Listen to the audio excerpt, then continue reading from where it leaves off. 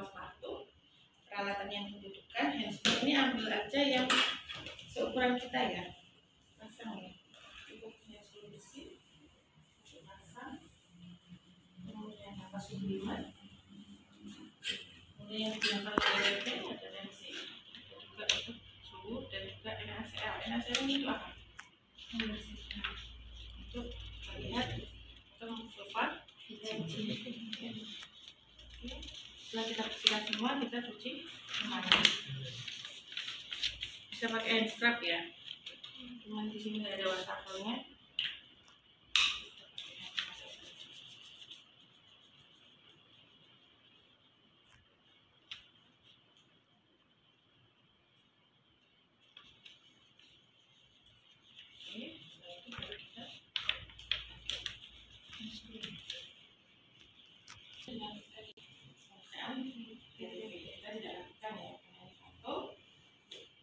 Kemudian baru kita hitung tuh dari kepala, kita inspeksi, kita lihat mana rambut pasien, warnanya hitam atau coklat, ya. Kemudian kita lihat ada lesi atau benjolan atau tidak, kemudian bersih dan tidaknya.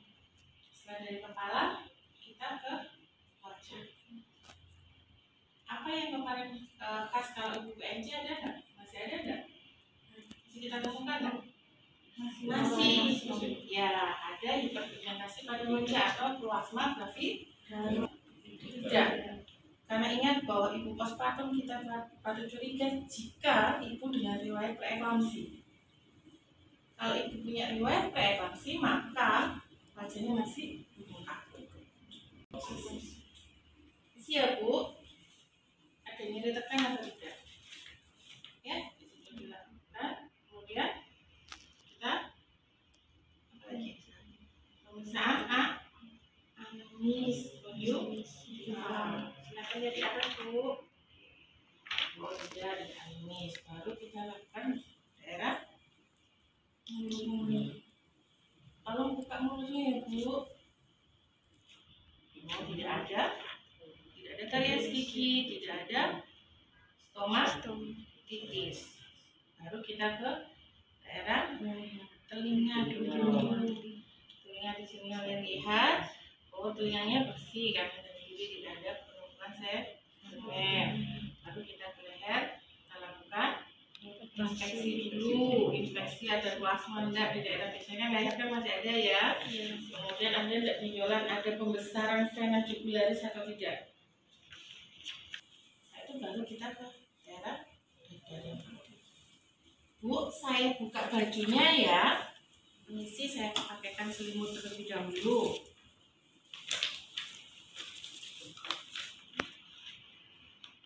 Siap, Bu.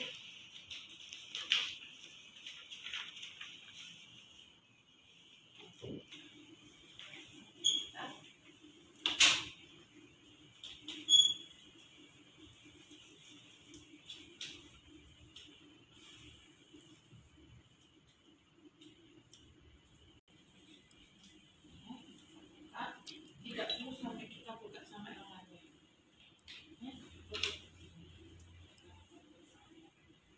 Jadi kalau bagian punggung baru kita lakukan pada intinya hanya di bagian depan. Jadi tidak perlu vokal frenitus itu tidak. Karena ingat ibu hamil, ibu melahirkan, bukan ibu yang sakit. Ya. Bagian dada yang kita lakukan, kita inspeksi dulu. Apa yang kalian lihat ada di bagian dada untuk otot bantu pernapasan ada atau tidak, itu juga perlu kita pastikan. Kemudian puting susu, putingnya menonjol atau tidak, karena itu yang berkaitan dengan pemberian ASI. Ya, itu yang kalian inspeksi. Kemudian baru kita lakukan palpasi. Nah, kita palpasi, ingat tidak ada kata benjolan pada payudara, tapi bendungan. Tapi kalian telusuri, ya. Kalian rasakan ada kayak berendel-berendel di kiri. Kenapa? Setelah dipalpasi, Anda lihat pada aerola. Anda tarik begini. bukan putingnya yang dijepit. Ya, putingnya yang dijepit nanti sakit. Jadi air wangi keluar cairan bening kuning, artinya kolostrum sudah ada. Kanan kiri juga dilakukan pemeriksaan yang sama. Jadi kolostrumnya sudah ada, sudah keluar. Jadi nanti ibu bisa memberikan ASI secara langsung pada si kecil. Suaranya apa? Sono. Artinya isinya ya. Baru kita pindah ke abdomen. Nah, pada abdomen ini yang kita lihat dan perhatikan apa kalau ibu sudah melahirkan? Masih melihat fungsinya ya. Kita lihat, Bu. Saya periksa perutnya ya. Ibu masih merasakan mules. Kenapa ibu masih merasakan mules? Karena masih ada kontraksi di rahimnya.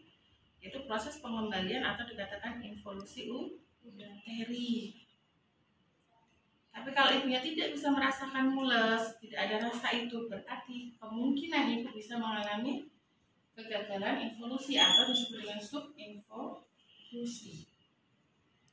Ya, di setelah Anda lihat ada strianya, ada linea nigra.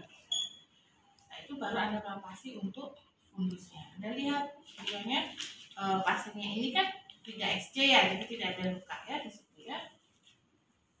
Anda palpasi. Ingat kalau ibu hamil kan kita palpasinya ke atas, lihat fundusnya. Kalau ibu postpartum kita berpatokannya adalah pasti di bawah pusat. Karena ibu postpartum 1 hari itu setinggi pusat. Jadi kalian jangan palpasinya langsung ke atas. Karena biasanya ibu postpartum kan masih gendut ya, masih gemuk. Jadi kita tetap langsung ke bawah. Berapa Anda ukur? Oh, dia masih setinggi pusat. Tetapi kalau ibu postpartum tidak perlu Anda ukur tinggi fundusnya. Ya, berbeda kalau ANC tinggi fundus untuk menentukan usia kehamilan, tapi kalau untuk postpartum kita tahu bahwa dia setinggi apa untuk fundusnya. Setelah ketemu tinggi fundusnya, kita juga bisa melakukan pemeriksaan DRA. Ya, diagnosis rectum, untuk abdominalisnya, jadi begini, ya, jadi ibunya, Bu, angkat kepalanya ya. Ibunya suruh angkat kepala begini, sampai menyentuh di sini ya. Jadi begini ya, nunduk begini. Kemudian Anda lihat di sini, ada rongga di antaranya. Itulah rongga yang dikatakan DRA. Ya, abdominalis. Jadi dia di situ memang ditemukan hanya pada ibu postpartum. Kalian tidak punya. Jadi rongga itu memang adanya karena masih ada bekas pembesaran dari abdomen. Setelah itu ketemu berapa kedalamannya, berapa senti? 1 jari, 2 jari, lebarnya bagaimana? Itu diukur itu ini semuanya pada ya, yang bagian abdomen. Tadi yang ditanyakan dari sini bagian abdomen. Oke, kita lanjutkan bagian ekstremitas abdomen.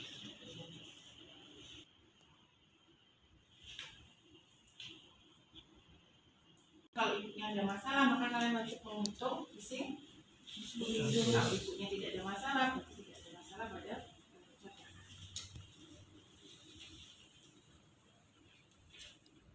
ini tidak terlalu seperti pemeriksaanmu yang harus lengkap. Ya, itu saya lakukan pemeriksaan bagian ekstremitas, kemudian ibunya sudah kencing kan ya tadi.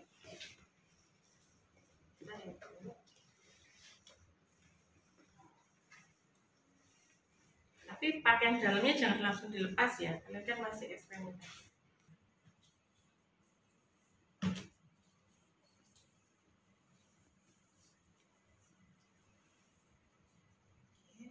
Ketika Anda melakukan pemeriksaan ekstremitas, ini tetap disebutkan ya. Nah, buka satu sisi. Kita lihat satu persatu kakinya. Perhatikan. Setelah ED, kita buka suka tidak ya secara umum. kemudian kita palpasi nyeri atau tidak. Setelah itu tanda momen. Ini ya, ditahan ya. Ketika kita tarik begini, kalau ibunya merasakan nyeri, berarti dia ada masalah. Jangan langsung suruh pasien untuk jalan kaki. Jangan suruh jalan-jalan dulu kalau dia merasakan nyeri.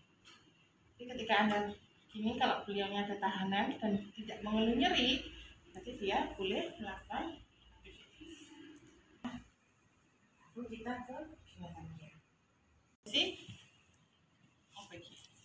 Litotomi. Posisi Dorsa recumbens. Litotomi kan untuk persalinan ya. Pernah angkat ya Bu, pokoknya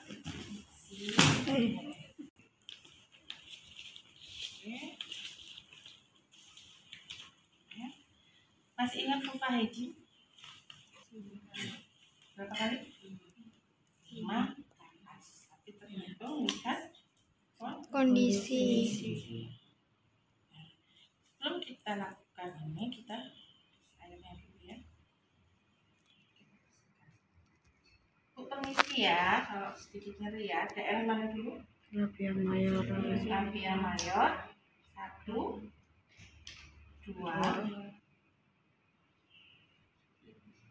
Labia minor.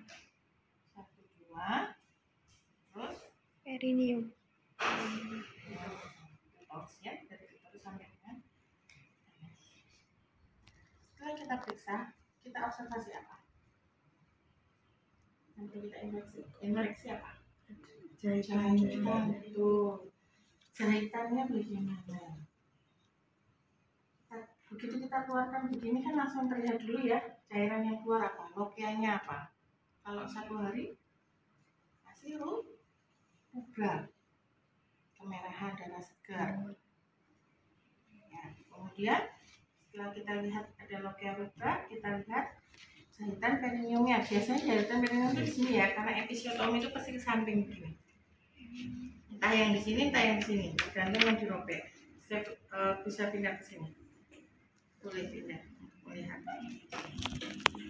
Jadi nanti jahitannya ini yang di samping begini atau di sebelah sini, tergantung dari robekannya atau episiotominya.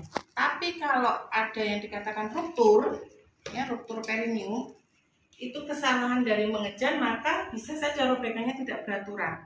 Jadi bisa sebelah sini sobek, sini juga sobek. Nah ya, biasanya kalau jalannya lahirnya kecil, kemudian bayinya besar, kita episiotomi. Kita lihat, disebut dengan tanda reda di sebelahnya. Tapi kalau di perineum namanya tanda reda. Itu kemerahan. Ada kemerahan atau tidak, ada bengkak atau tidak, kemudian ada ekimosis atau tidak. Terus ada cairan yang keluar atau tidak dari jahitannya, bukan dari perineumnya loh ya, bukan dari vaginanya, tapi dari dari jahitan perineumnya itu apakah keluar cairan atau tidak. Dan juga kita lihat, misalnya jahitan, kita lihat kerapatannya, rapat atau tidak jahitannya. Ya, karena kalau dia keluar cairan, takutnya bisa jadi nanah. Dia ada tanda infeksi. Setelah tanda-tanda itu sudah tidak ada, maka kita tutup. Pasiennya sudah selesai Bu, sudah selesai ya, bersih. Nanti kalau di rumah untuk membersihkan genitalianya, Ibu ini ya, ceboknya dari depan ke belakang. Itu disampaikan ke pasiennya supaya pasien tahu. Jadi bukan dari belakang ke depan, tapi dari depan ke belakang. Air yang buyur itu disampaikan ke pasien. Oke, kita rapikan pasiennya. Pakai celananya dulu ya Bu. Jadi saya tanya, saat proses persalinannya Bu, itu kan terjadi robekan. Itu kira-kira diberi suntikan apa namanya? Bius Kalau enggak tanpa anestesi. Berarti robekan itu dirasakan, benar-benar dirasakan sakit sama pasien. Kalau dilakukan episiotomi dikasihkan lidocain, di anestesi lokal hanya di daerah situ biasanya. Tapi kalau untuk yang lidocain itu saat proses jahitan. Tapi kalau yang dirobek ya dirobek aja. Berarti Tidak akan terasa nyeri untuk robekannya karena lebih nyeri untuk kontraksi. Iya. Jadi proses jahit baru kita suntikan lidocainnya. Jadi anestesi lokalnya diberikan saat kita lakukan hacking. Oke, ada yang ditanyakan? Terima kasih, Bu.